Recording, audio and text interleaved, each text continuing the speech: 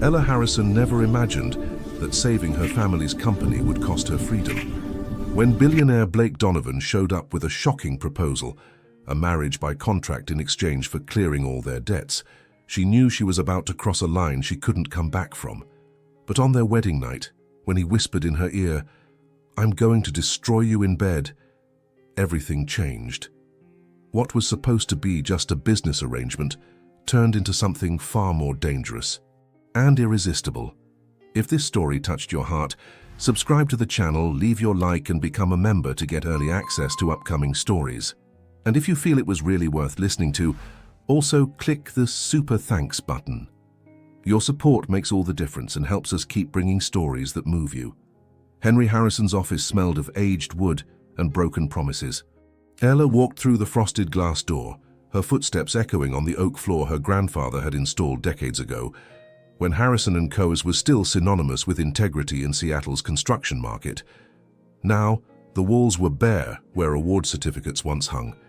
The shelves displayed empty spaces where trophies used to gleam under the natural light streaming through the panoramic windows. Her father sat behind the desk, his shoulders hunched as if carrying the weight of every mistake he hadn't made. The scandal hadn't been his fault. A corrupt partner had embezzled funds and left the company drowning in millions of debt. But blame didn't matter when 50 families depended on paychecks that could no longer be paid. "Ella, have a seat," Henry said, his voice hoarse from sleepless nights. She pulled out the worn leather chair and sat down, folding her hands in her lap. At 28, Ella Harrison was an environmental architect with a respectable portfolio and a growing reputation in sustainable construction projects. She'd worked on LEED-certified buildings, developed rainwater harvesting systems, and integrated vertical gardens into skyscrapers. Her dream had always been to transform cities into spaces that could breathe, that could coexist with nature instead of suffocating it. But dreams didn't pay debts. "I received a proposal," Henry began, looking at his hands as if the words were too heavy to speak. "A proposal that could save everything. The company, the jobs, your grandfather's legacy." Ella felt her heart race. "From who?" "Blake Donovan." The name dropped into the room like a stone thrown into still water. Blake Donovan. Urban development magnate, billionaire at 35, owner of Donovan Enterprises, a company that transformed entire neighborhoods, that erected skyscrapers as if they were houses of cards and turned them into icons. He was legend and mystery. He appeared on business magazine covers but rarely gave interviews. He kept his distance, reserved, almost untouchable. "What does he want?" Ella asked, her voice steady despite the internal turmoil. Henry looked up, and for the first time in weeks, Ella saw something beyond desperation in her father's eyes. There was also embarrassment. "He wants to marry you." The silence that followed was deafening. Ella blinked, trying to process the words. Marriage. Blake Donovan. The two things didn't make sense together. "Explain," she said, her voice low but controlled. Henry took a deep breath and opened a leather folder on the desk. Inside were documents printed on Donovan Enterprises letterhead, clauses and numbers that danced before Ella's eyes. "It's a marriage by contract. He needs a wife who understands sustainable architecture, someone with real credentials, not just a pretty name for social events. He's launching a new division of the company focused on ecological urban development and wants a partner who shares that vision." "And in exchange?" Ella asked, her hands beginning to tremble slightly. "He pays off all our debts, immediately, and offers a partnership contract for future projects. We're talking about saving 50 families, Ella." 50. Ella closed her eyes. 50 families. Familiar faces flashed through her mind. Jorge, the construction manager who had 3 young children. Sandra, the accountant who was paying for her mother's medical treatment. David, the newly married engineer who had just bought his first house. "Why me?" she whispered.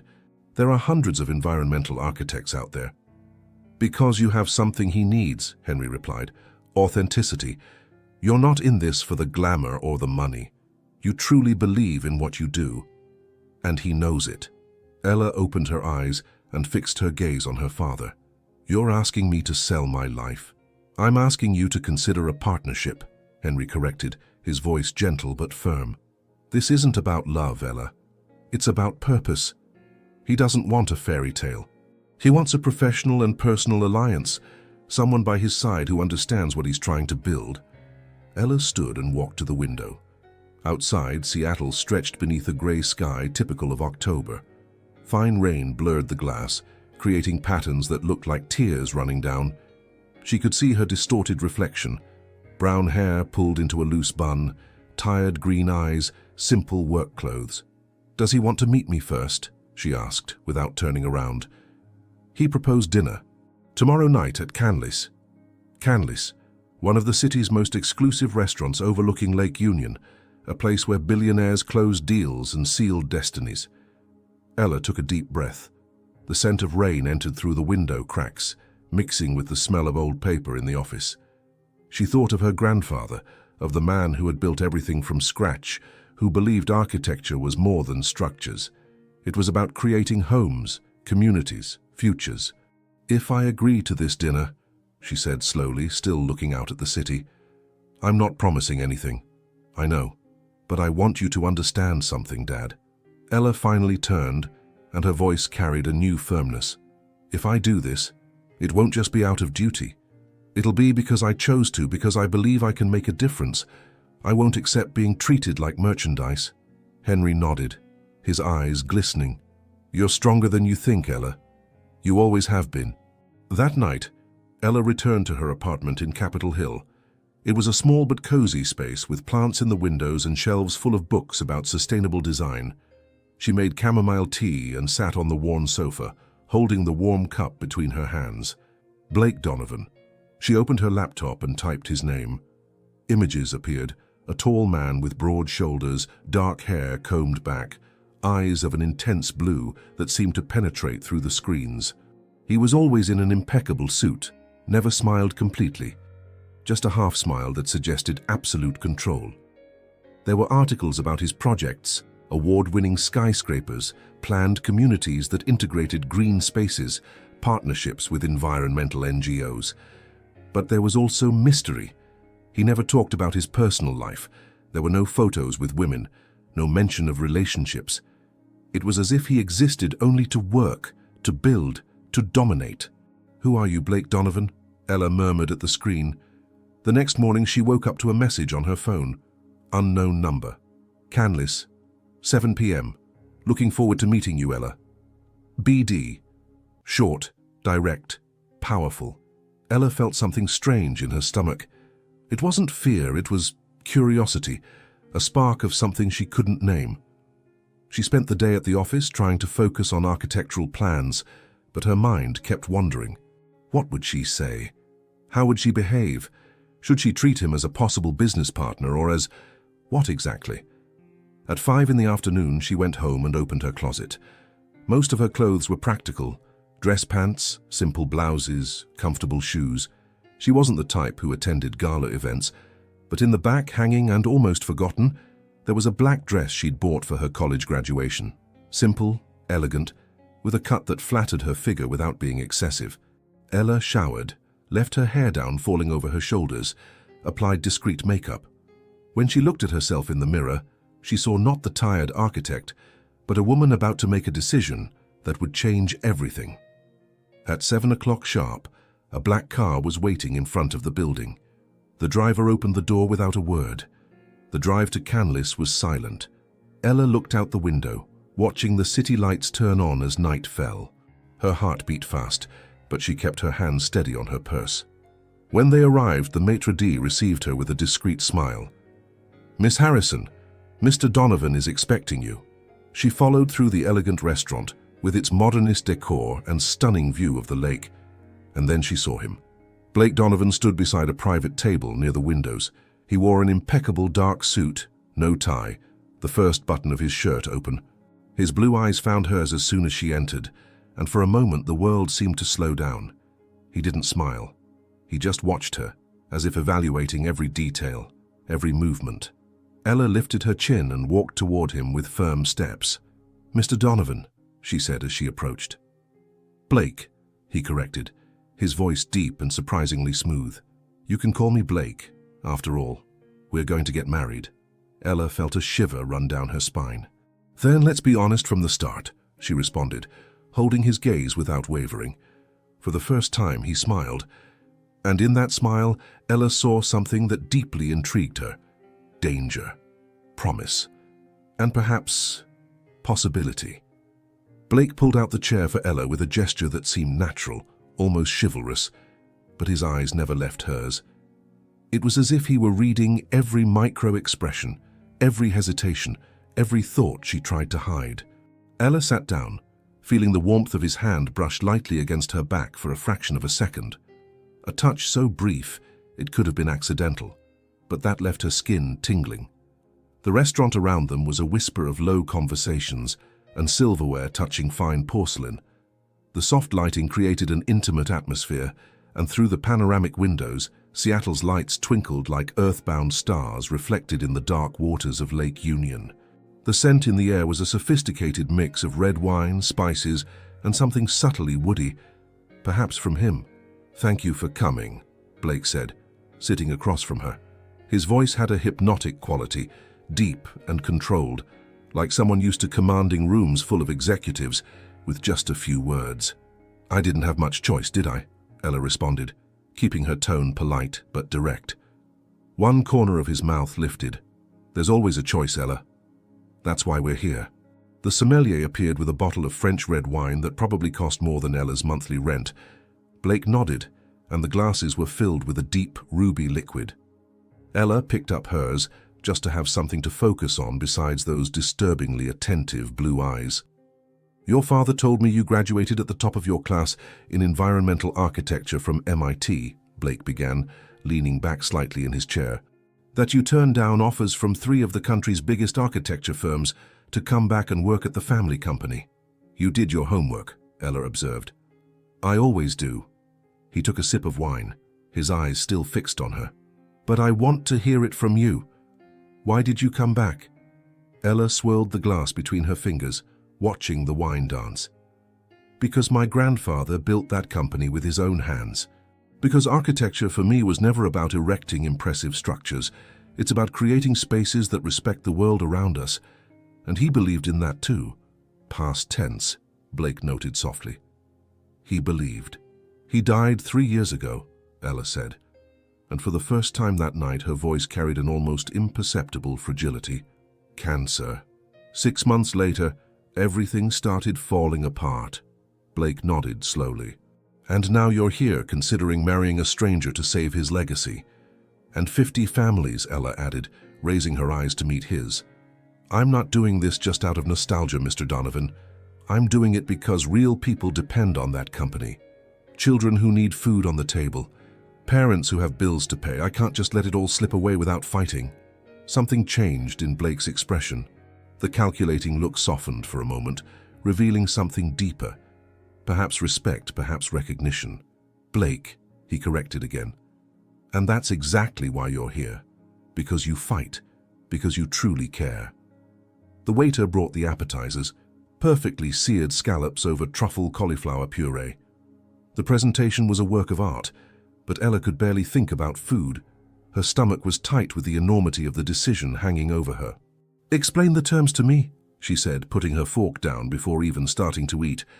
"I want to understand exactly what you're proposing." Blake wiped his mouth with the napkin and leaned slightly forward. The proximity made Ella's heart race involuntarily. "It's simple on paper, complicated in practice," he began. "We get married in a binding legal agreement. I pay off all of Harrison & Co.'s debts. We're talking about $4.2 million. On top of that, I offer a 5-year partnership contract for sustainable development projects. Your company would work together with Donovan Enterprises on at least 6 major projects per year." Ella felt the weight of the numbers. 4 million, 6 projects annually. It was more than salvation, it was an entirely new life. "And what do you get?" she asked. "A wife," Blake answered without beating around the bush. "Someone who shows up by my side at events, who understands my business vision, who can contribute intellectually to projects. I'm not looking for a porcelain doll, Ella. I'm looking for a partner." "For how long?" 3 years. After that period, we can reevaluate or end the contract amicably." "You talk like it's a corporate merger deal," Ella said, unable to hide the sharpness in her voice. It is, Blake admitted, but I don't intend for it to be cold. There will be respect. There will be room for autonomy. You'll have your own bank account, your own wing in my house, your own professional life. I'm not a tyrant, Ella. Then what are you? Why do this? You could have any woman you wanted. Blake was silent for a long moment. He looked out the window at the city lights, and when he spoke again, his voice carried something Ella didn't expect. Vulnerability. Because I'm tired of women who want my money, my last name, my status. Because every time I try to have something real, I discover it's theater. I know this sounds cynical, but I prefer transactional honesty to romantic fakeness. Ella studied his face, the subtle lines around his eyes that suggested sleepless nights, the strong jaw that conveyed determination, the way his fingers drummed lightly on the table, revealing an anxiety hidden beneath the facade of control. And if I say no? She asked softly. Then you say no, Blake responded, meeting her gaze again. I don't force anyone into anything, Ella, but I need you to know this is a one-time offer. There's no plan B, no negotiation. It's yes or no. The weight of the statement hung between them like a storm cloud. Ella felt her chest tighten. Freedom or responsibility? Her dreams or the survival of 50 families? Her life as it was, or a leap into the unknown with a man who was simultaneously transparent and enigmatic? Do you have children? Do you want them? She asked suddenly. Blake blinked, clearly not expecting the question. I don't, I haven't planned on it, but that would be negotiable if it were important to you. Do you expect intimacy? Ella felt her face heat up as she asked the question, but she needed to know. Blake's eyes narrowed slightly, not with anger, but with something more intense. I expect us to be adults. If it happens naturally, great. If not, I won't force anything. But I won't lie and say I'm not attracted to you, Ella. That would be dishonest. Her heart raced. The way he said it, without frills, without games, was unsettling and strangely refreshing. I need time, she whispered. You have 48 hours, Blake said. After that, the offer expires. I have other projects waiting on decisions. Ella nodded. The rest of dinner passed in a fog. They talked about architecture, about Blake's projects, about her vision for greener cities. She discovered he was incredibly intelligent, that he understood technical nuances most businessmen ignored. He truly listened to her, asking questions that showed genuine interest. When dessert arrived, a delicate chocolate soufflé that melted in the mouth, Blake leaned in again. Can I ask you one last question, he said, and go ahead. If there were no consequences, if it were just about you, what would you do? Ella took a deep breath. The question was cruel in its simplicity, because it exposed exactly the core of her dilemma. If there weren't 50 families depending on her, if there weren't her grandfather's legacy, if there were nothing but herself, I don't know, she admitted, and the honesty hurt. Blake nodded as if he'd expected that answer. He stood and walked around the table, offering his hand to help her up. When she accepted, he pulled her gently closer, just enough for her to feel his warmth. Then figure it out, he murmured, his voice low and intimate. Because if you say yes, I want it to be for you too, not just out of obligation. The driver took her back in silence. Ella looked out the window, the city passing by like a blur of lights and shadows. When she got home, she didn't turn on the lights. She just sat in the dark, listening to the sound of her own breathing. 48 hours to decide the rest of her life. And somewhere in the shadows of her mind, part of her already knew the answer. Ella spent the next 36 hours in a state of emotional suspension. She tried to work, review architectural projects, answer emails, but her mind always returned to that dinner, to Blake's deep voice, to the way he looked at her, as if he could see through all her carefully constructed defenses. On the morning of the second day, her phone buzzed. Another message from an unknown number, but she already knew who it was. Lunch today, my office noon, I want to show you something. B. Ella hesitated, her fingers hovering over the keyboard. This wasn't part of the agreement. He'd said 48 hours, not multiple meetings, but something inside her, curiosity perhaps, or that strange spark she'd felt at the restaurant, made her respond. I'll be there. Donovan Enterprises headquarters was in the heart of Seattle's financial district, a glass and steel skyscraper that reflected the clouds and seemed to touch the sky.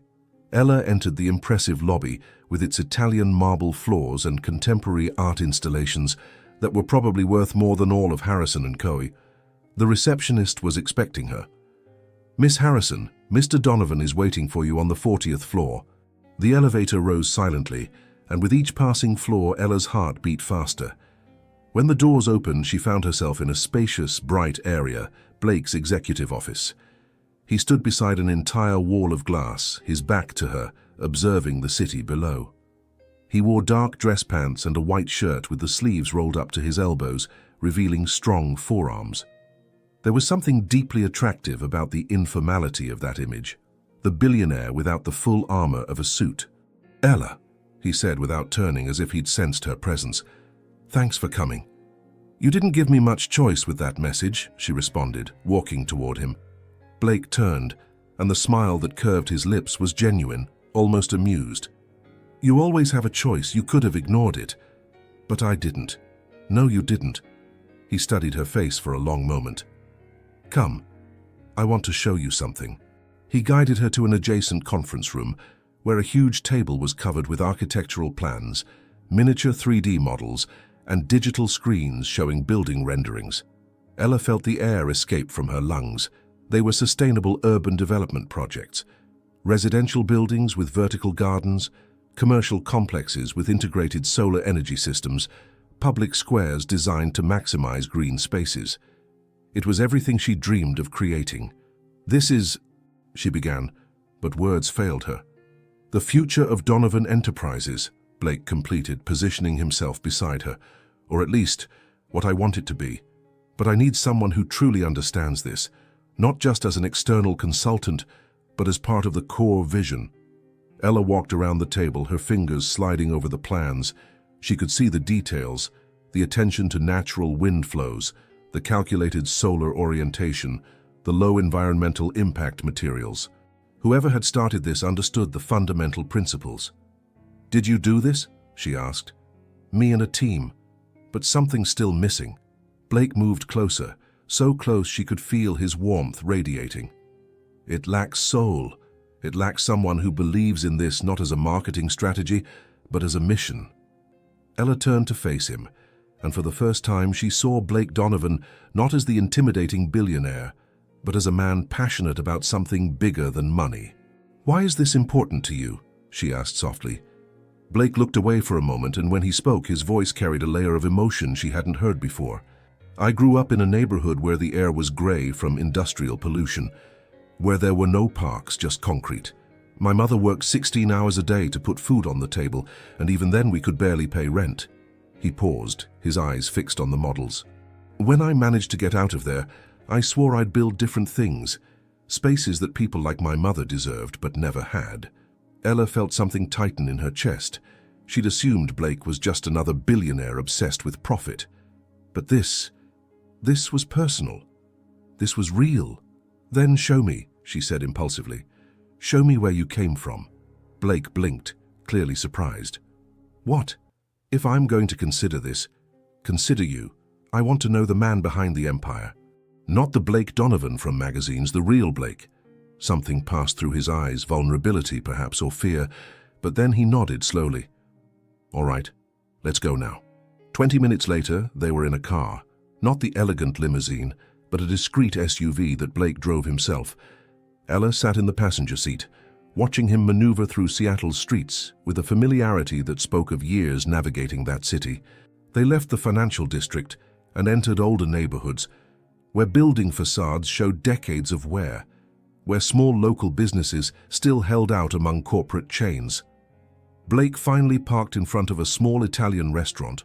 Nothing fancy, just a modest storefront with a faded sign that read, "Angelo's Trattoria." "My mother worked here," Blake said, turning off the engine. 3 shifts a week, on top of another cleaning job. "I did homework at that corner table." He pointed through the window. "The owner, Angelo, gave me food for free when he saw I was hungry." They entered, and the smell of sautéed garlic and homemade tomato sauce wrapped around Ella like an embrace. The interior was cozy, with red and white checkered tablecloths and old photos on the walls. An elderly man appeared from the kitchen, and when he saw Blake, his entire face lit up. "Blake! Ragazzo!" Angelo opened his arms and Blake hugged him with a genuine affection that made something melt inside Ella. "Angelo."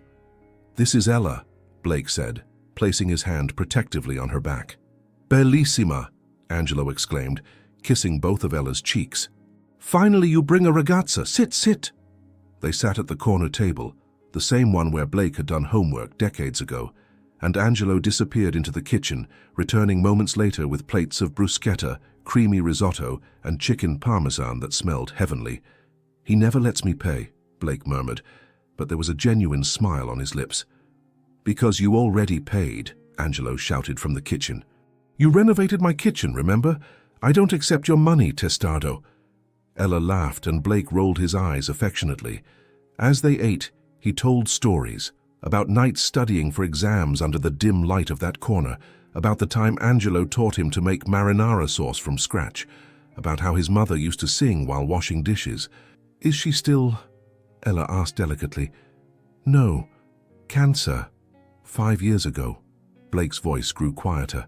"But I was able to give her 3 years of comfort before that. A beautiful house, first-class treatment, trips she'd always dreamed of taking. It wasn't enough, but it was something." Ella reached her hand across the table and covered his. Blake looked down, surprised, then turned his palm up and intertwined his fingers with hers.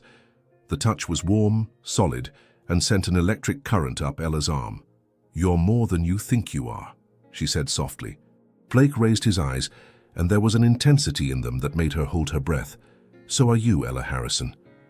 They stayed like that for a moment that seemed to stretch forever, hands intertwined, eyes locked on each other, the world around them disappearing.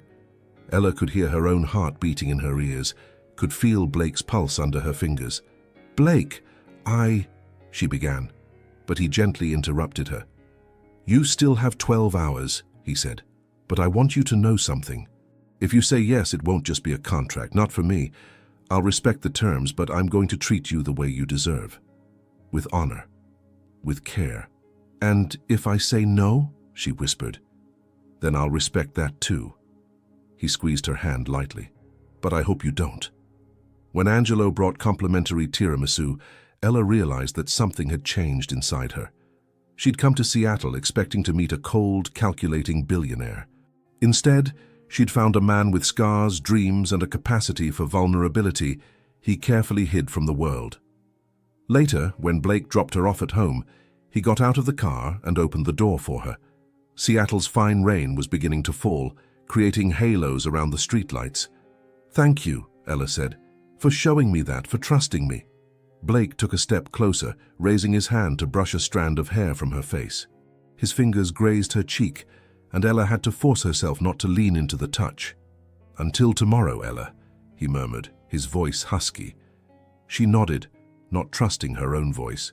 When he returned to the car and drove away, Ella stood on the sidewalk, feeling the rain wet her face, mixing with something that could have been tears. 12 hours. And deep in her heart, she already knew the answer had nothing to do with duty or responsibility anymore. It had to do with the man who had just left, taking with him a piece of her that Ella didn't know she was ready to give. Ella didn't sleep that night. She lay in the dark, listening to the rain beat against the bedroom window, each drop seeming to mark the seconds, bringing her closer to the final decision. Her mind replayed every detail of the day on a loop, the way Blake had talked about his mother, the genuine affection in his embrace with Angelo, the warmth of his hand enveloping hers. At 3 in the morning, she gave up trying to sleep. She made strong coffee and sat by the window, watching Seattle still asleep under the persistent rain. The apartment was silent except for the soft hum of the refrigerator and the rhythmic drumming of drops. Her phone lit up the coffee table, another message. "Can't sleep either? B." Ella's heart raced. She looked at the screen for a long moment before responding. "How did you know?" "Because I can't either. Meet me. I'll send you the address." Ella should have thought twice. She should have been sensible, rational. But instead she put on jeans, a wool blouse and a coat, grabbed her keys, and headed out into the rainy night. The address took her to a reconverted industrial area near the waterfront. Old warehouses transformed into lofts and creative spaces. She parked in front of a red brick building with large arched windows. Blake was waiting at the entrance, wearing dark jeans and a grey wool sweater. She'd never seen him so casual. "You actually came," he said, and there was something close to relief in his voice. "You asked," Ella replied simply. He guided her inside the building and up a metal staircase that echoed with each step. On the top floor, he unlocked a heavy door and motioned for her to enter. Ella held her breath. It was a huge, open loft with high ceilings and exposed wooden beams. But that wasn't what stole her attention. It was the walls. Every inch was covered with architectural drawings, hand sketches, old plans yellowed by time, photos of constructions in progress. It was a visual archive of Blake's journey, from youthful scribbles to multi-million-dollar projects.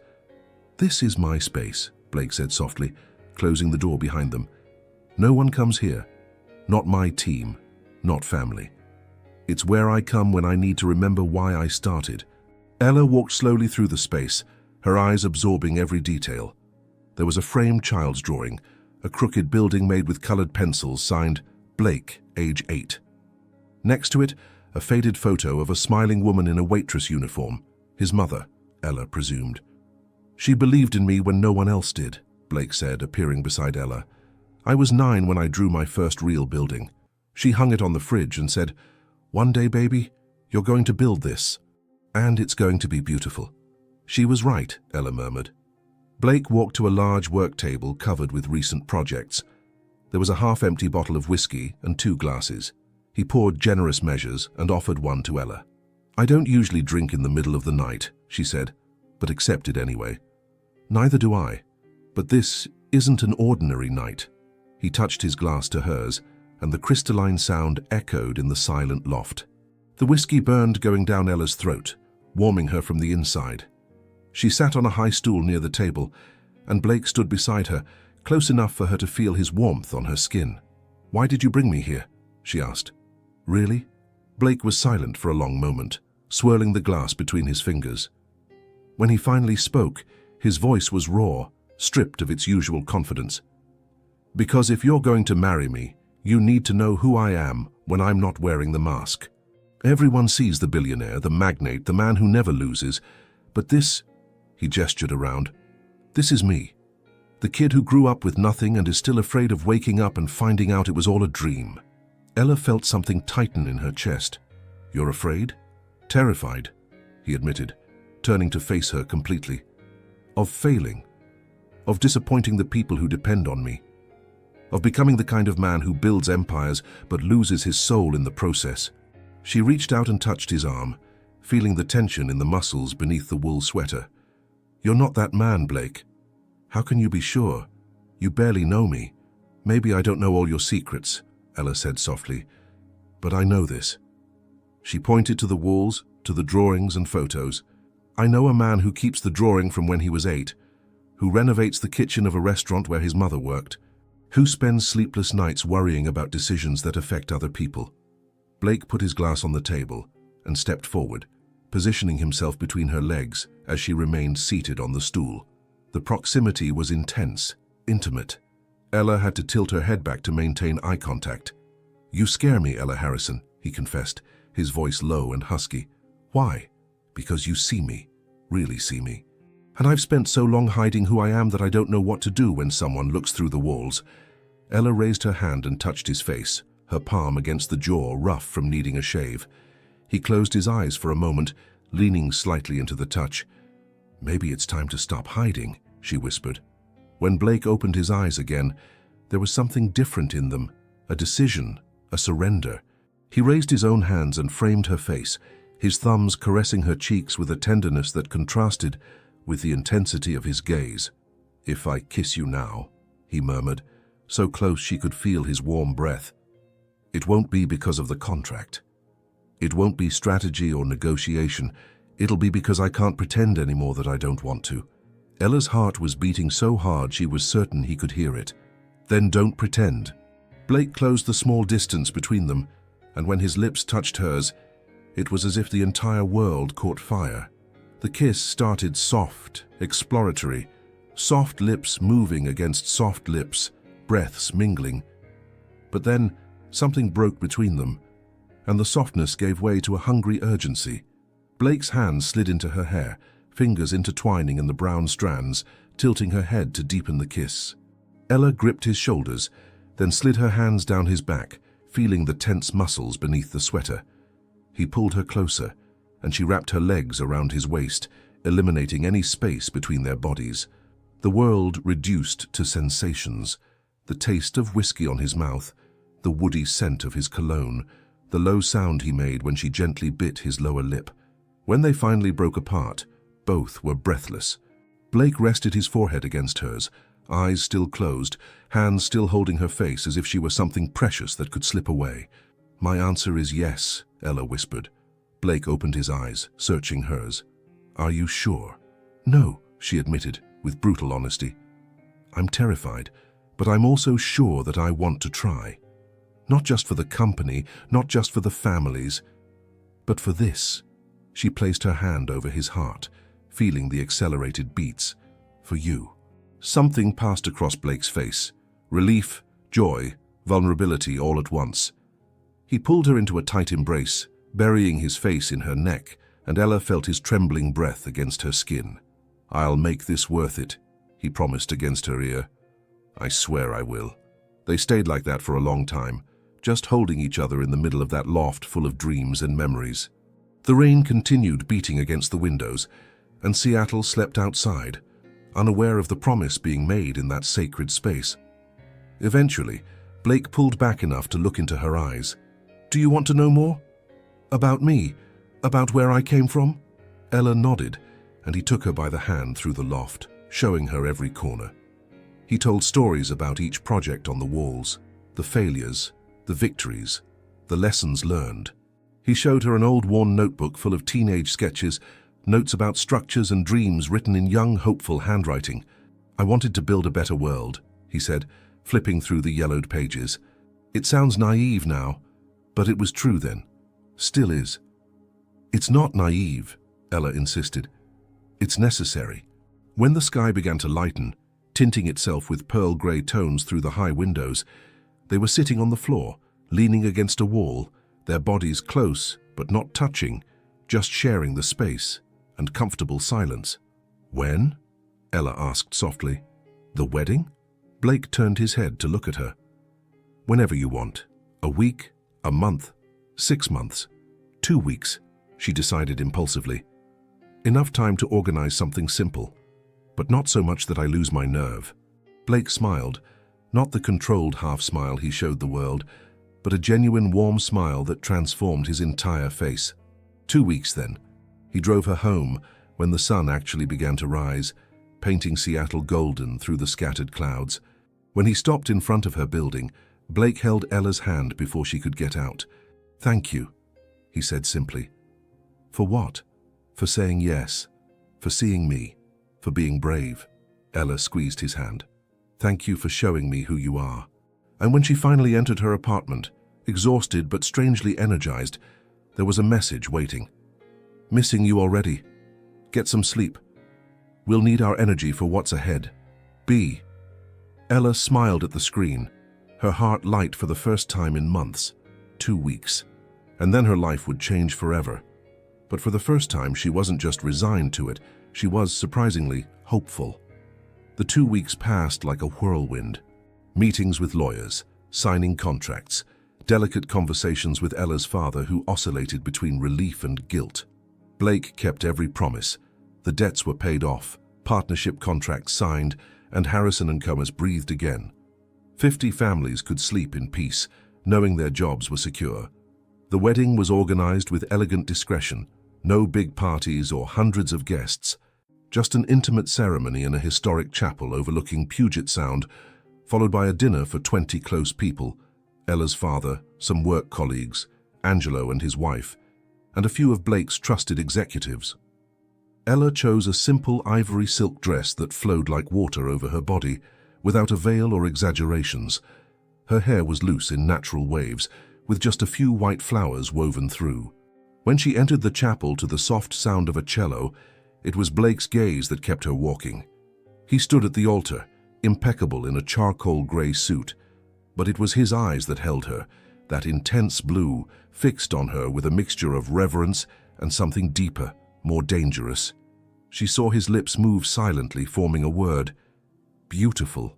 The ceremony was short but meaningful. When the moment came for vows, Blake held her hands firmly. "Ella," he began, his voice steady but charged with emotion, "I promise to respect you, listen to you, and see you. I promise to build with you, not just buildings, but a life worth living. I promise to honor your courage and never take for granted the sacrifice you've made for so many." Ella felt her eyes burn, but kept her voice steady when it was her turn. "Blake, I promise to be your partner in everything, in dreams and in fears. I promise to challenge you when necessary and support you always. I promise that this, whatever it is, will be real. Not just paper, but something we build together, day by day." When the officiant said, "You may kiss the bride," Blake stepped forward and framed her face with his hands, his thumbs caressing her cheeks before leaning in and capturing her lips in a kiss that was both tender and promising. The small group of guests applauded, but Ella barely heard. All that existed was his taste, his warmth, the silent promise being sealed between them. Dinner passed in a fog of polite conversations, sincere toasts, and stolen glances between her and Blake. He kept his hand on her knee under the table, his thumb drawing distracted circles that sent waves of heat up her leg. Every time their eyes met, there was growing tension, an anticipation that made the air between them feel electrically charged. When they finally said goodbye to the guests, Blake guided Ella to the car, but instead of driving back to the city, he took the coastal road heading north. "Where are we going?" Ella asked, watching Seattle's lights disappear in the rearview mirror. "A place just for us," Blake responded, intertwining his fingers with hers over the center console. "At least for tonight." 40 minutes later, they arrived at an isolated beach house built of wood and glass, practically hanging over the ocean. The waves beat gently on the rocky shore below, and the full moon painted a silver path over the dark waters. Blake got out and opened the door for Ella, but instead of simply helping her down, he picked her up in his arms. "Blake!" she exclaimed, laughing as she held onto his neck. "Tradition," he murmured, with that half smile. "And I like some traditions." He carried her through the front door and Ella held her breath. The interior was stunning, completely open, with glass walls facing the ocean, light wood floors, and minimalist but warm decor. And everywhere, on every surface, in every corner, there were candles. Hundreds of them, creating a sea of flickering golden light. Blake set her gently on her feet, but kept his arms around her waist. "Do you like it?" "It's perfect," Ella whispered, barely able to process the beauty around her. He guided her further inside, where a bottle of champagne rested in an ice bucket beside a tray with strawberries and chocolate.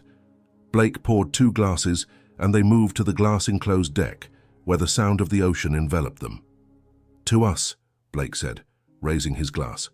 "To us," Ella echoed, and they drank, eyes fixed on each other over the rims of their glasses.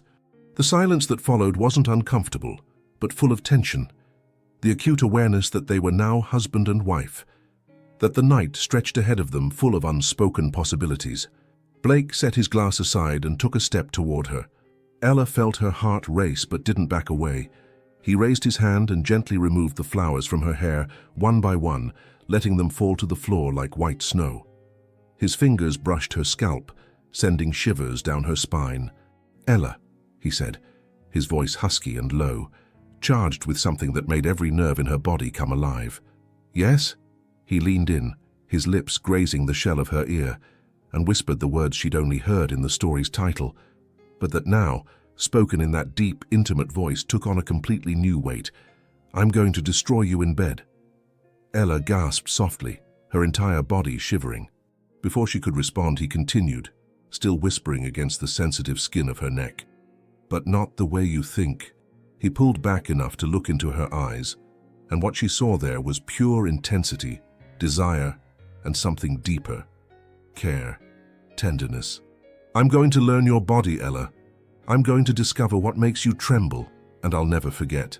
Her legs almost gave out. She gripped his arms to steady herself, and Blake pulled her closer, eliminating any space between their bodies. "Tell me you want this," he asked, his voice rough. "Because if you don't, we stop now. No judgment, no pressure. Ella looked into his blue eyes, saw the sincerity mixed with desire, and knew the choice was completely hers. And in that moment, with the sound of the ocean in the background and candlelight dancing around them, she knew exactly what she wanted. "I want this," she whispered. "I want you, Blake." Something dark and hungry passed through his eyes. He leaned in and kissed her, not soft like in the chapel, but deep, consuming, as if he wanted to devour every breath of hers. His hands slid down her back, finding the dress zipper and lowering it slowly, his fingers tracing a path of fire down her exposed spine. Ella let her hands wander over his broad shoulders, down his chest, unbuttoning his shirt with trembling fingers. When she finally managed to open the fabric, she spread her palms over his warm skin, feeling the tense muscles beneath her touch. Blake stepped back, pulling her by the hand toward the bedroom. The bed was huge, covered with immaculate white sheets, and more candles were scattered around, creating a dreamlike atmosphere. He stopped beside the bed and framed her face again, his thumbs caressing her cheeks. "Show me who you are, Ella," he murmured. "No masks, no fear." She nodded and let the dress slip completely down her body, standing before him only in delicate lace lingerie. Blake inhaled deeply, his eyes traveling over every curve as if memorizing. "You're beautiful," he said with reverence. "So beautiful it hurts to look." Ella felt her face heat up, but didn't look away. Instead, she reached out and finished unbuttoning his shirt, pushing the fabric over his shoulders and letting it fall. Her hands explored his chest, descending over his defined abdomen, feeling him contract under her touch. Blake picked her up and laid her gently on the bed, following right after. He propped himself on one elbow, looking at her for a long moment before leaning in and kissing her neck, then her collarbone, her shoulder. Each kiss was a promise, each touch a gentle claim. "You're mine now," he whispered against her skin, his hands exploring, learning, completely. Ella arched against him, fingers intertwined in his hair, pulling him closer. "And you're mine," she responded, her voice husky. The kisses intensified, deepened. Remaining clothes were removed, skin met skin, and the world reduced to ragged breaths, low moans and the sound of waves crashing outside. Blake moved over her, supporting his weight on his forearms, eyes searching hers. "Are you sure?" he asked one last time. "Absolutely," Ella responded and pulled him down.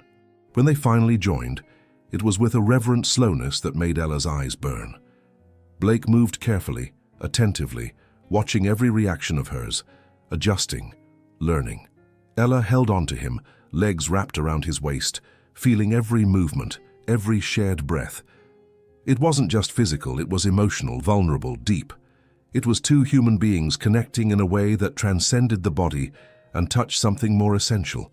When they finally reached climax together, it was with each other's names on their lips, bodies trembling, minds exploding in colors and sensations. Afterward, they lay intertwined, sweaty and breathless, heartbeats gradually slowing to something close to normal. Blake pulled the sheet over them and held Ella against his chest, fingers tracing lazy patterns on her shoulder. "Are you okay?" he murmured against her hair. "Better than okay," Ella responded honestly. She felt his smile against the top of her head. "Me too." They fell asleep like that, lulled by the sound of the ocean and each other's warmth, knowing that something had changed irrevocably between them. It was no longer just a contract. It was the beginning of something real, frightening, and completely inevitable. Ella woke to soft morning light filtering through translucent curtains, painting the room in tones of pale gold and blue-gray. For a moment she was disoriented. The mattress was softer than hers, the sheets had a different scent, clean and slightly woody. Then the memory of the previous night returned like a warm wave, and she felt her face heat up. She was alone in bed. Ella sat up, pulling the sheet around her naked body, and looked around. The beach house was silent except for the constant murmur of waves outside. Then she saw it, a note on the nightstand, written in firm, masculine handwriting on a simple card. "Coffee on the terrace, no rush. We've got nowhere to be. Except here, yours, Blake." She smiled, her heart doing something strange in her chest. "Yours, Blake." Two words that carried a weight that went beyond the contract, beyond rationality. Ella found one of Blake's shirts hanging on the chair, probably left there on purpose, and put it on. The fabric smelled like him, that mixture of cedar and something indefinable that was just Blake. The shirt came to mid-thigh and she buttoned just enough to be decent.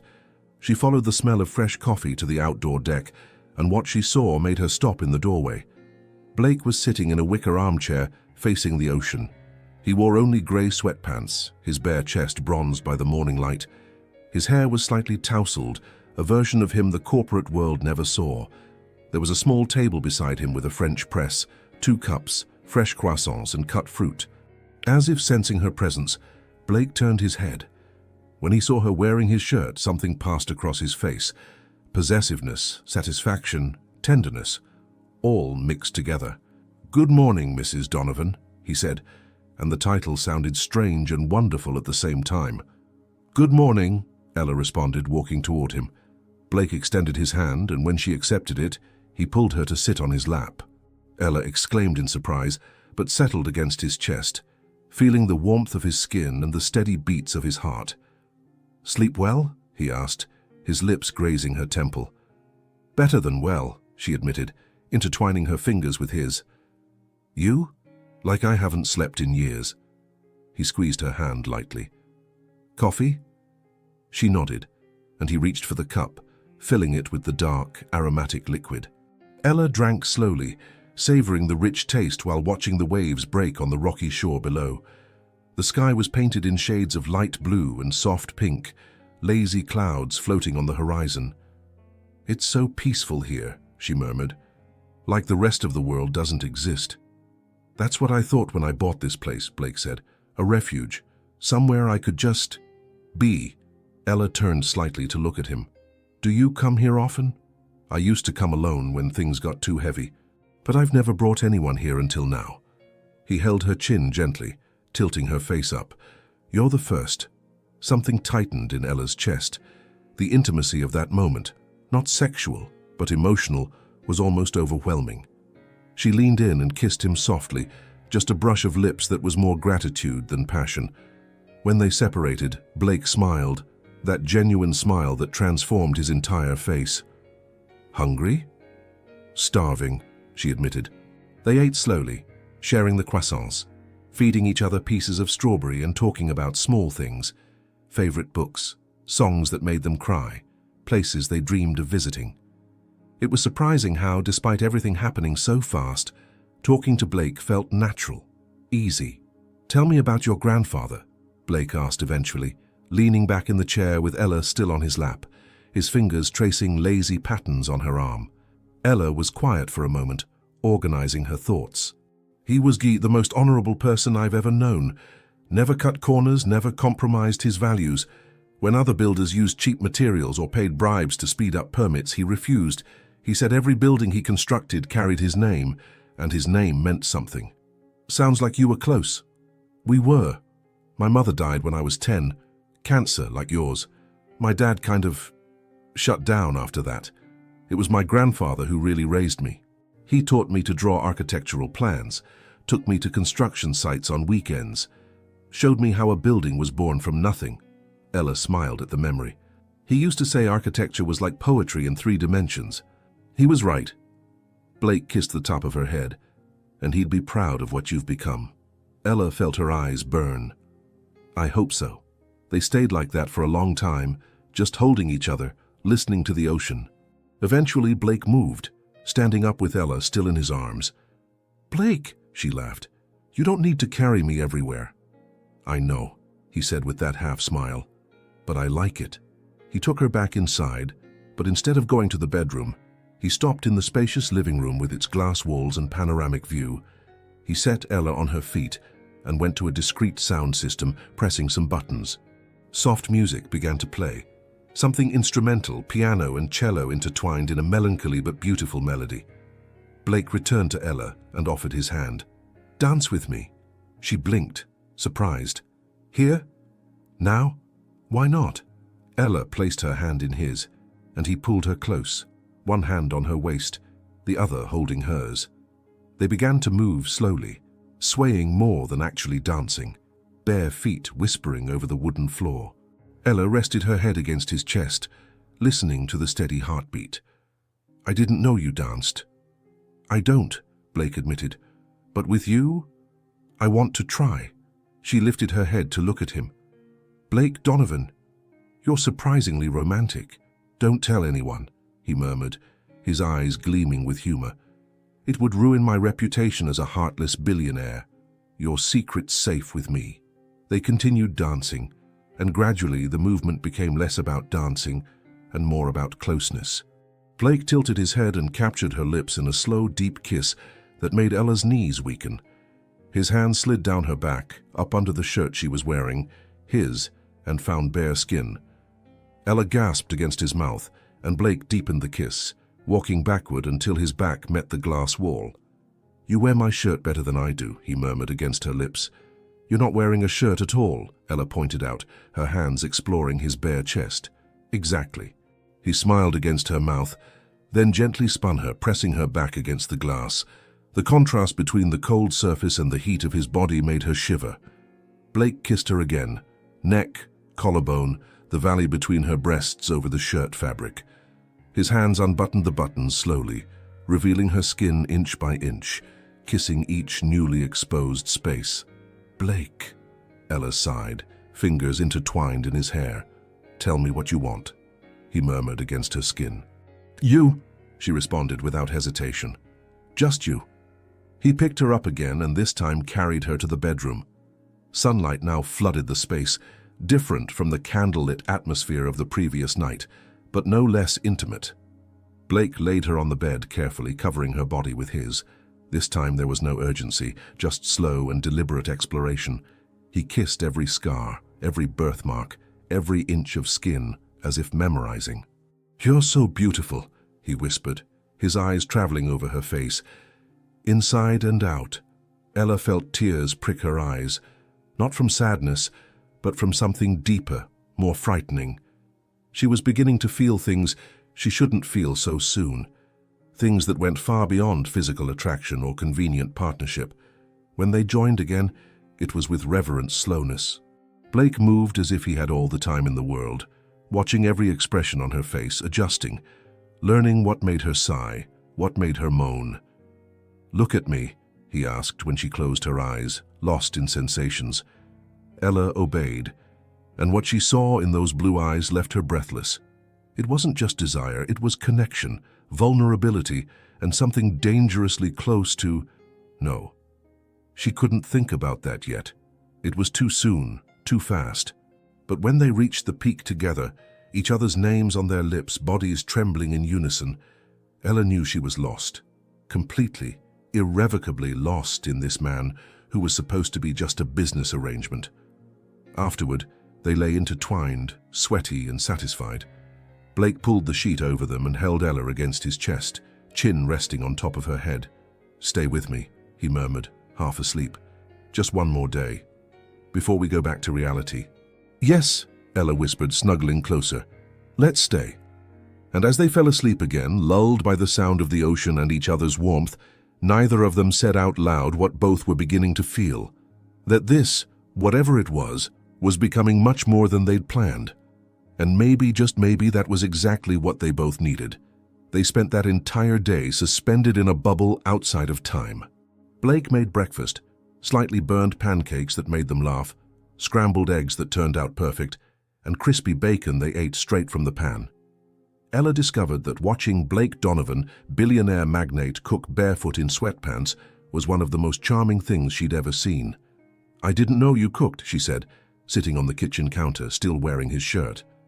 "I learned out of necessity," Blake responded, flipping the pancakes with a spatula. "When you grow up with a mother working 3 jobs, you learn early not to starve." "Did she teach you?" "On weekends when she had the energy." He smiled at the memory. "She said a man who can't cook will never be truly independent." She was right, as always. After breakfast, they walked along the beach. The sand was cold under their bare feet, and the wind carried the salty smell of the sea. Blake held Ella's hand, fingers intertwined, and they walked in comfortable silence, just watching the waves and listening to the seagulls. "Tell me about your fears," Ella said suddenly, stopping to look at him. Blake blinked, clearly not expecting the question. My fears? Yes. Everyone has them. I want to know yours. He was quiet for a long moment, looking at the horizon where the sky met the sea. When he finally spoke, his voice was low, almost carried away by the wind. I'm afraid of becoming irrelevant, of building an empire and discovering that in the end it meant nothing, that people only cared about what I could give them, not who I was. He turned to her. I'm afraid of waking up one day and realizing I lived an entire life without really living. Ella squeezed his hand. You're not irrelevant, Blake. And what you build matters. Not just the buildings, but the lives they touch. What about you? He asked. What are your fears? Ella took a deep breath, the cold air filling her lungs. I'm afraid of not being enough, that no matter how hard I try, I'll never reach what my grandfather built. I'm afraid of disappointing the people who depend on me. She paused. And I'm afraid of losing myself in someone and forgetting who I am. Blake pulled her closer, wrapping her in his arms. You're more than enough, Ella, and I promise I'll never let you lose yourself. I'll always remind you of who you are.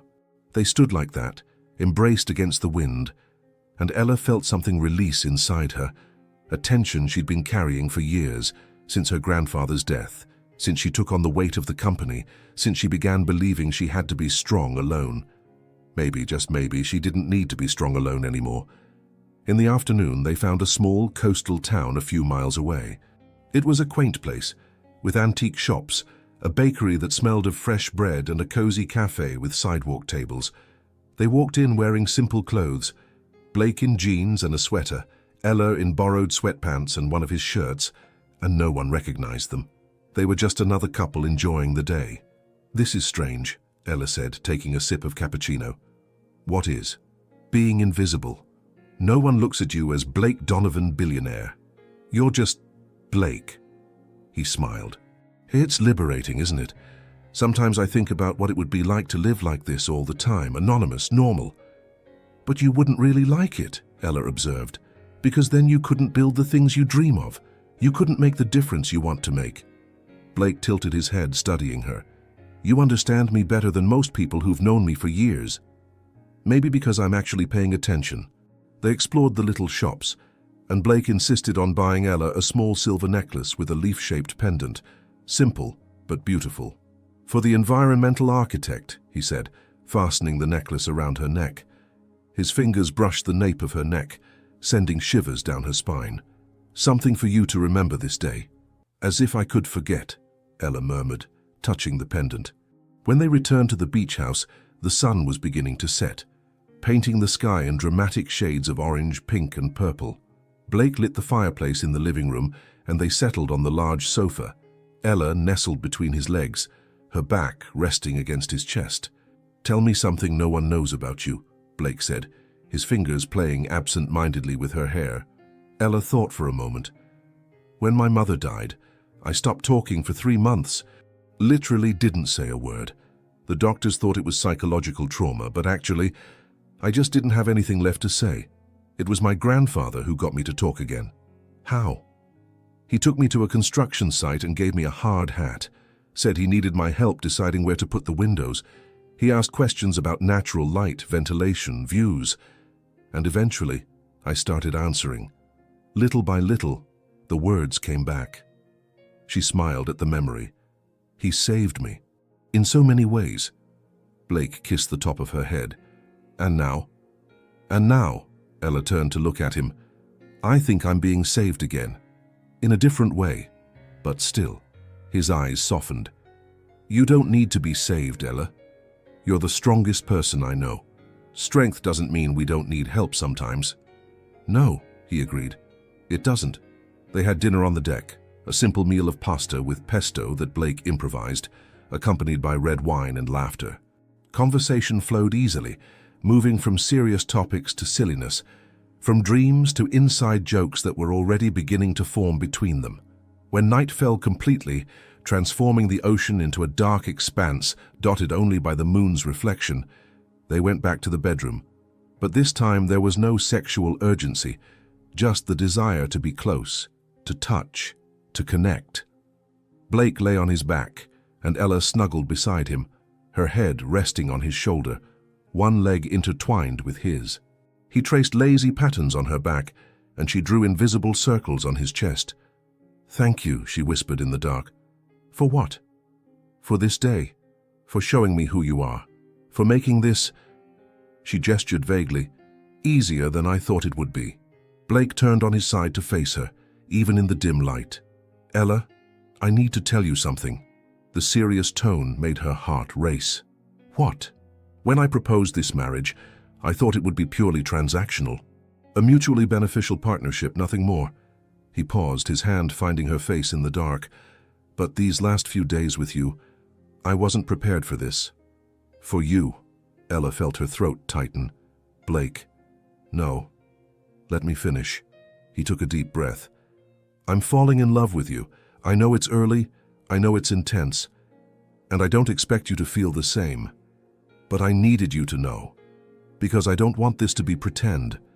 I can't pretend anymore that it's just business." Ella felt hot tears slide down her temples. She raised her hand and touched his face, feeling the strong jaw under her fingertips. "Me too," she confessed, her voice trembling.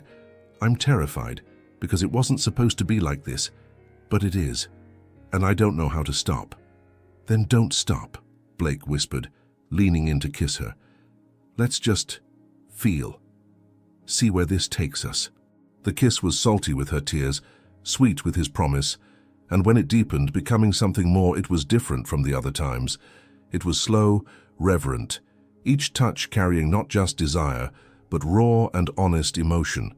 They made love slowly, eyes fixed on each other even in the dark, breaths synchronized, bodies moving in perfect harmony. And when they reached climax together, it was with whispers of unspoken promises, of imaginable futures, of frightening and beautiful possibilities. Afterward, as Ella fell asleep in Blake's arms, she heard him murmur against her hair, "You're my person, Ella Donovan. I think you always were. I just didn't know I was looking for you." And even half asleep, she smiled, because deep down, she felt the same way. The next morning, they had to return to Seattle. Reality was waiting for them. Work meetings, responsibilities, the world that existed beyond that perfect bubble.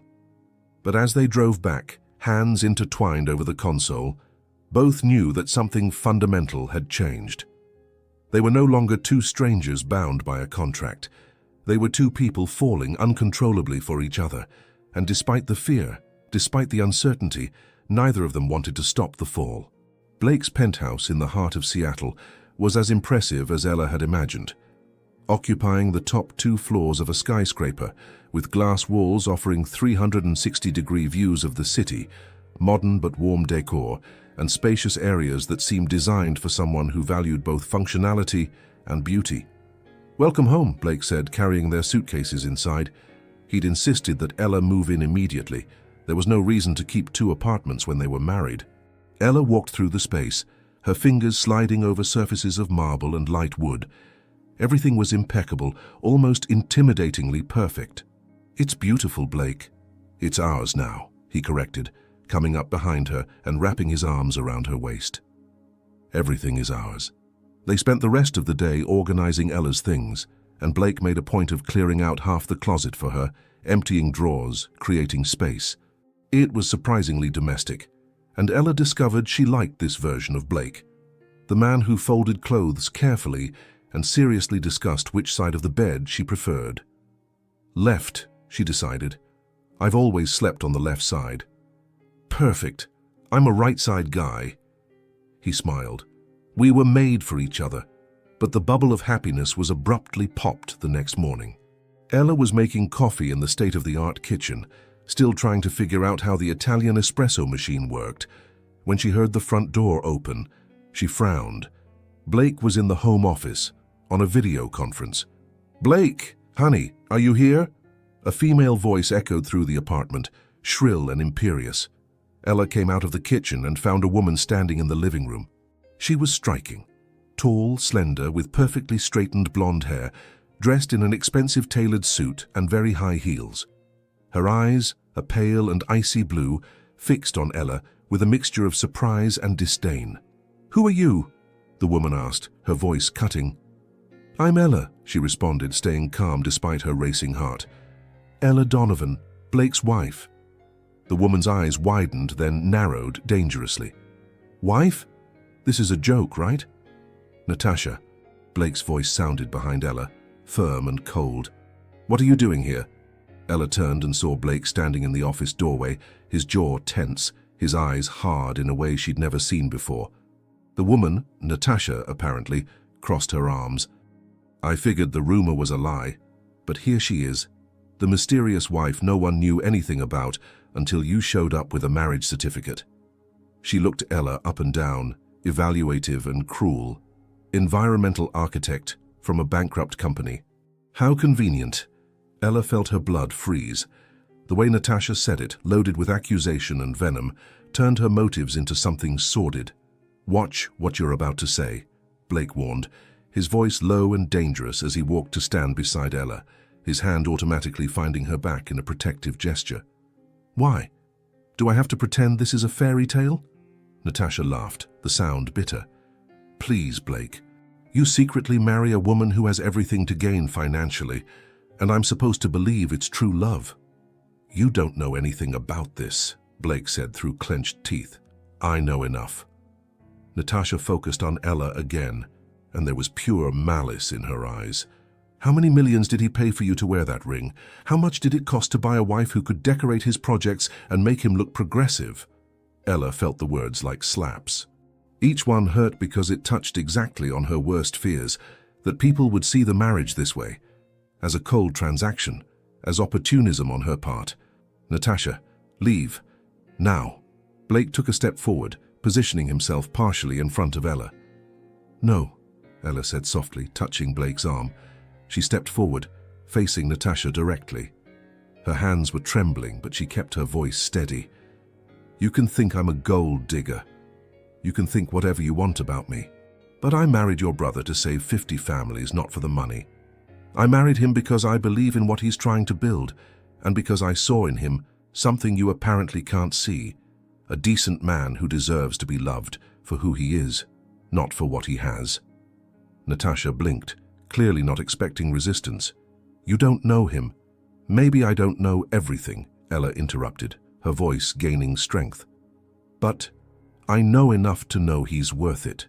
And if he wants someone who'll just obey him and smile pretty for photos, you're right. That's not me. It never will be. But that's between me and him, not between me and you. The silence that followed was dense, charged. Natasha opened her mouth, closed it, then looked at Blake. You're really going to let her talk to me like that? She can talk to you however she wants, Blake responded calmly, but there was steel in his voice. Especially when you invade my home uninvited and attack my wife. By the way, how did you get in? I have a key. Had. Blake extended his hand.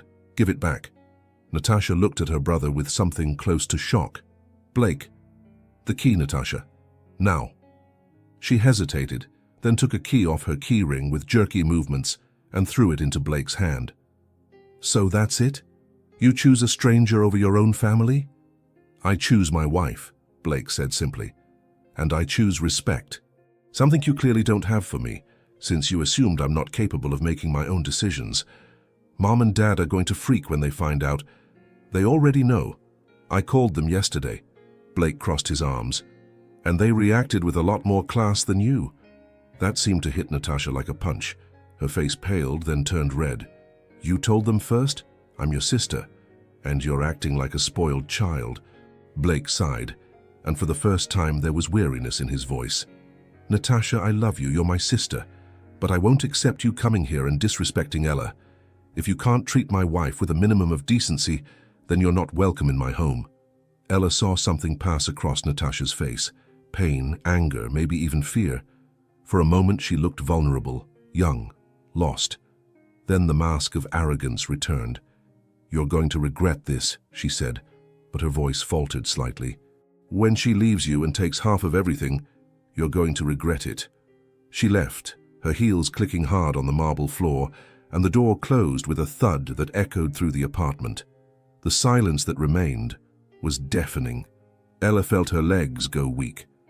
She walked to the sofa and sat down heavily, her hands trembling. All the confrontation, all the adrenaline, was leaving her system at once. Blake knelt in front of her immediately, his hands on her knees. "Ella, look at me." She raised her eyes and was surprised to realize there were tears in them. "I'm sorry," Blake said, his voice hoarse.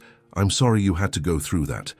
Natasha, she's complicated, always has been, but that's no excuse." "She's your sister," Ella whispered. "I don't want to cause problems between you. You didn't cause anything. She chose to behave that way." Blake held Ella's face, his thumbs wiping away the tears that were beginning to fall. "Listen, you were incredible. The way you stood up for yourself, how you didn't back down, I'm so proud of you." "I don't feel incredible," Ella admitted, her voice breaking.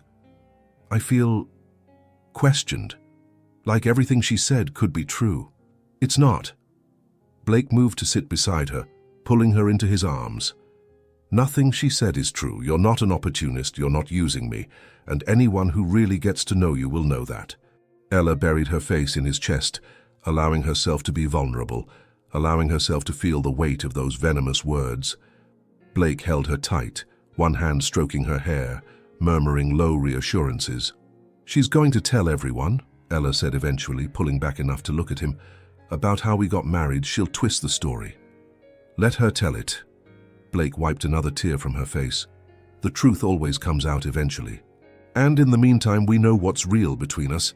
That's what matters. What if your family hates me?" "They won't." He kissed her forehead. "My parents already want to meet you properly. I set up a dinner for this weekend. And as for Natasha, she'll calm down eventually, or she won't. Either way, it doesn't change anything between us." Ella wanted to believe him, wanted to believe they could weather any storm together.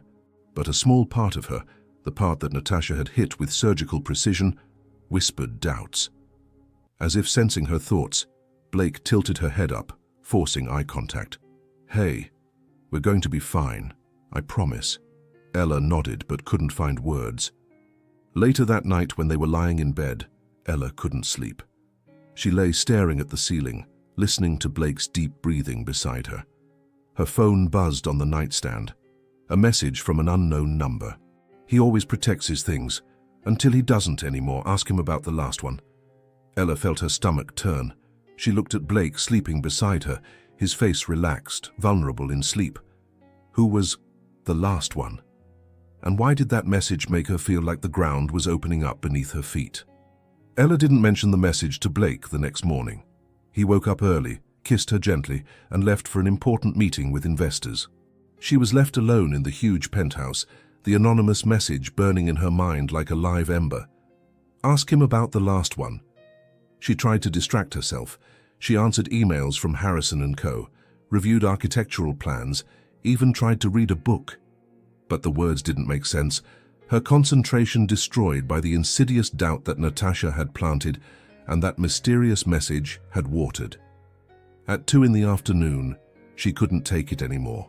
She grabbed the car keys Blake had given her, a discreet but luxurious Tesla, and drove without a clear destination, just needing to get out of that apartment full of unanswered questions. She ended up stopping at a small cafe in Capitol Hill, near where she used to live. She ordered a cappuccino and sat in a corner, watching people pass by the window. Normal life, normal problems. She envied that simplicity. "Ella?" She looked up and found her father standing beside the table, surprised. Henry Harrison looked better than he had in recent weeks, his shoulders not so hunched, his face less marked by worry. "Dad, hi." She gestured to the empty chair. "Sit." Henry sat down, studying his daughter's face with the attention of someone who'd known her forever. "What happened? What makes you think something happened?" "I know that look. Your mother had the same one when she was mulling something over." He touched her hand on the table. "Talk to me." And then, to her own surprise, Ella talked. She told him about Natasha, about the accusations, about the anonymous message. The words came out in a rush, months of tension and doubt finally finding an outlet. When she finished, Henry was quiet for a long moment. "Do you love him?" he finally asked. The question caught Ella off guard. Yes, I think so. But it's all so confusing, Dad. It happened so fast. How can I trust these feelings? How do I know it's not just..." Gratitude or Stockholm Syndrome or... Ella. Henry squeezed her hand. When I met your mother, we got married 3 months later. Everyone said it was crazy, that it was too fast. But we had 20 wonderful years before the cancer, and none of them were wasted. His eyes grew distant with the memory. Love doesn't have a timeline. Sometimes you just know. But what if I'm wrong? What if Natasha's right and he... Then you deal with it when it happens. But don't let the fear of possible future wounds steal present joy. He tilted his head. You stood up for yourself when she attacked. That's not the behavior of someone who's just benefiting from an arrangement. That's the behavior of someone protecting something real. Ella felt tears prick her eyes. I'm so scared, Dad. I know. But fear is the price we pay for loving. And it's worth it, my daughter. Always worth it. When Ella returned to the penthouse a few hours later, Blake was already home. He was in the living room, standing by the windows, looking at the city. There was something tense in his posture. Blake? He turned, and the relief that passed across his face was palpable. Where were you? I tried calling 3 times. Sorry, it was on silent. I went for coffee with my dad. Ella set her purse aside. Did something happen? Blake ran his hand through his hair. A gesture she'd already learned meant frustration. Natasha's spreading rumors. She called half the people we know, saying our marriage is a sham, that you're with me for the money. Ella felt her stomach sink. Blake, no, let me finish. He walked to her, holding her shoulders. I called my parents. I told them everything. The terms of the contract, the reasons, how it started, everything. Ella's heart stopped. And my mother wants to meet you. We're having dinner with them tomorrow. He paused. But I also told them something else. What? Blake held her face, his blue eyes intense and serious. I told them the contract doesn't matter anymore. That I started this as business, but now it's real. That I'm falling in love with my wife, and if they don't accept you, they'll lose me too. Ella felt her legs go weak. Blake, you can't alienate your family because of me. It's not because of you, it's because of us. He lowered his head until their foreheads touched. Ella, I won't accept a life where you're not respected, where they treat you like you're not worthy of being by my side, because the truth is the opposite. I'm the one who doesn't know if I'm worthy of you. Don't say that, she whispered, her hands rising to hold his wrists. It's true. You sacrificed your freedom to save people who didn't even know me. You face criticism and accusations with your head held high. You see me, the real me, and you don't run. His voice grew hoarse. I love you, Ella, completely, desperately.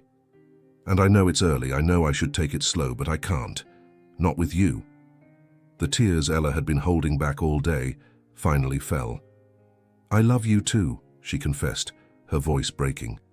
And I'm terrified because it wasn't supposed to be like this. It was supposed to be simple, contractual, but I love you so much it hurts.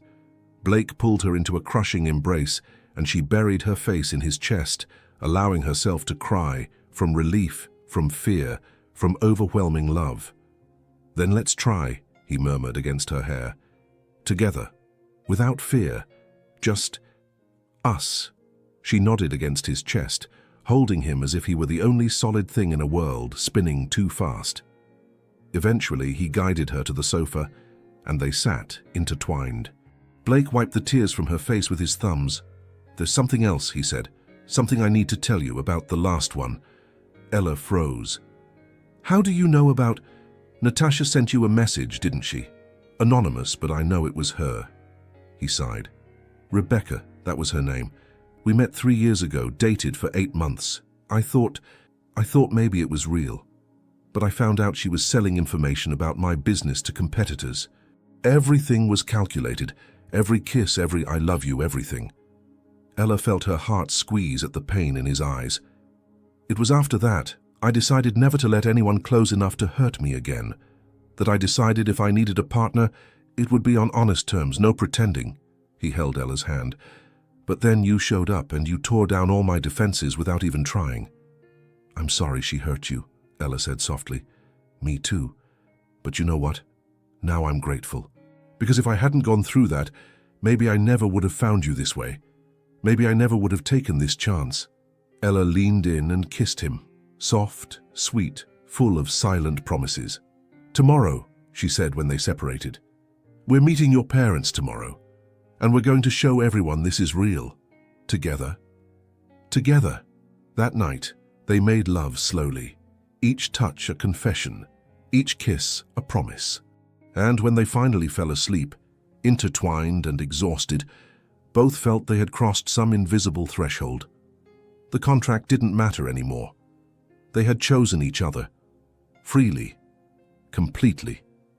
And nothing, not venomous family, not painful pasts, not whispered doubts, would change that. For the first time since everything began, Ella slept peacefully, knowing that regardless of what came, they would face it together. And that, she realized, was the kind of strength no contract could guarantee. It was the kind of strength only true love could create. 2 weeks had passed since the dinner with Blake's parents, a meeting that, surprisingly, had been warm and welcoming. Margaret Donovan, an elegant woman with grey hair and kind eyes, had embraced Ella as if she were a long-awaited daughter. Robert Donovan, reserved but affectionate, had shared stories about Blake as a child that made him blush and Ella laugh until her stomach hurt. Even Natasha had shown up at the end of the dinner, embarrassed and visibly uncomfortable, to apologize. "I was wrong," she'd admitted, avoiding Ella's gaze. "And I'm sorry. It wasn't a complete reconciliation, but it was a start." Now Ella stood in front of a red brick building in a revitalized area of Seattle, her heart beating fast with anticipation. Blake was beside her, his fingers intertwined with hers. "Ready?" he asked, smiling. "More than ready." They entered the building and went up to the 3rd floor. When Blake opened the double glass door, Ella held her breath. A spacious, bright area stretched before them. High ceilings, enormous windows flooding everything with natural light, reclaimed wood floors, exposed brick walls that told decades of history. But what really captured her attention was the elegant sign mounted on the reception wall. Ashford Harrison Sustainable Architecture. Her name, first, in large, proud letters. "Blake," she whispered, her voice failing. He wrapped his arms around her waist from behind, chin resting on her shoulder. "It was your vision that made this possible. Your name comes first." Ella felt hot tears slide down her cheeks. She walked through the space, her fingers touching new drafting tables, state-of-the-art computers, shelves waiting to be filled with books and architectural models.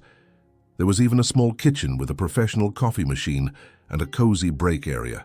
"The team starts next week," Blake said, following her. 5 architects, 2 environmental engineers, an interior designer specializing in sustainability. And you as creative director. Your decisions, your vision. Ella turned to face him. "How did you do all this in 2 weeks? When you love someone, you move mountains." He shrugged as if it was simple. "And it may have helped that I have connections and, well, money." She laughed through the tears. "You're impossible." "Impossible not to love?" He smiled that smile that always completely disarmed her. "Exactly that." They explored every corner of the new office. Blake showed every planned detail, the solar energy system integrated into the roof, the recyclable materials used in the renovation, even the plants already strategically positioned to improve air quality. "And there's one more thing," Blake said, guiding her to a door in the back. When he opened it, it revealed a private office with a view of the city. On the door, a gold plaque, Ella Ashford Donovan, Creative Director. Inside, there was a beautiful wooden desk, a comfortable ergonomic chair, and on the wall, carefully framed, were Ella's grandfather's drawings, old projects her father must have given to Blake. In the center, a photo. Ella, at 12 years old, wearing an oversized hard hat, next to her grandfather at a construction site, both smiling. Ella broke down. She sat in the new chair and cried, from joy, from gratitude, from overflowing love. Blake knelt in front of her, holding her hands, letting her feel everything without trying to fix it or rush her. "Thank you," she finally managed to say, "for this, for believing in me, for making my dreams bigger than I imagined. You deserve this and so much more." He kissed her fingers. "And we're going to build incredible things together. Not just buildings, but a future." That afternoon, they visited the new company's first project, a residential complex planned for middle-income families with community gardens, rainwater harvesting systems, solar panels, and generous green spaces. Ella spent hours reviewing the plans, taking notes, suggesting changes that Blake accepted with genuine enthusiasm. "You're brilliant," he said, while watching Ella redesign a natural ventilation system. "Seriously, it's sexy watching you work like this." She laughed, blushing. "Sexy? I'm literally talking about airflow." "Exactly." He pulled her by the waist, kissing her neck. "Passion is always sexy, no matter the subject." When the sun began to set, painting Seattle in shades of gold and pink, they returned to the penthouse. But instead of going inside, Blake took Ella to the private terrace on top of the building, a space she had barely explored. There, under the darkening sky, was a table set with candles, fresh flowers, and a complete meal waiting. "When did you have time to—" "I have my resources." Blake pulled out the chair for her with that gesture that had become a ritual between them. "I wanted to celebrate. Our new office. Our new life. Us." They ate slowly, talking about everything and nothing. Future projects, places they wanted to visit, silly things that made them laugh. The city lit up around them, millions of lives being lived, and they were just two human beings in that moment, in love and happy. When they finished dessert, a tiramisu that rivaled Angelo's, Blake stood and offered his hand. "Dance with me?" Ella smiled, remembering that morning at the beach house that felt like an eternity, and at the same time just yesterday. Always. There was no music this time, just the sound of the city, distant horns, wind at the heights, the constant murmur of urban life. But they danced anyway, swaying gently, bodies pressed together, hearts beating in sync. "Ella Ashford Donovan," Blake murmured against her hair. "I love you. Deeply, desperately. The kind that changes who you are at the most fundamental level." He pulled back enough to look into her eyes. "And I'm going to spend the rest of my life proving to you that you made the right choice." Ella held his face, her thumbs caressing his cheeks. "I love you too, Blake Donovan. And you don't need to prove anything. You just need to keep being exactly who you are." They kissed under Seattle's starry sky, the city witness to a promise being renewed. Not the promise of a cold contract, but the promise of two hearts that chose each other against all odds. When they finally went back inside, intertwined and laughing at some inside joke, Ella stopped at the door and looked back, at the view at the table still lit by candles, at everything this new chapter represented. "Are you okay?" Blake asked, following her gaze. "More than okay." She turned and held his hand. "I'm home." And she was. Not in the luxury apartment, not in the city, but in Blake. In them. In the space they had created together, where vulnerability was strength, where honesty was the foundation, where love was the brick and mortar of everything they built. That night, as they made love slowly and then fell asleep intertwined, both knew that what began as a pragmatic transaction had transformed into something rare and precious. A true partnership, a deep love, a shared future.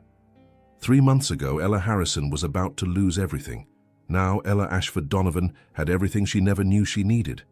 And beside the man she had learned to love, with all his fears, scars, and impossible dreams, she was ready to build not just buildings that touched the sky, but a life worth living, together, always together.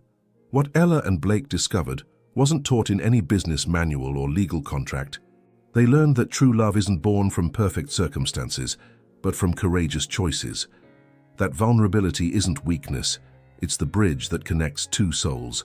That sometimes the best stories begin in the most unlikely places, with the most practical reasons, but blossom into something extraordinary when two hearts decide to be honest.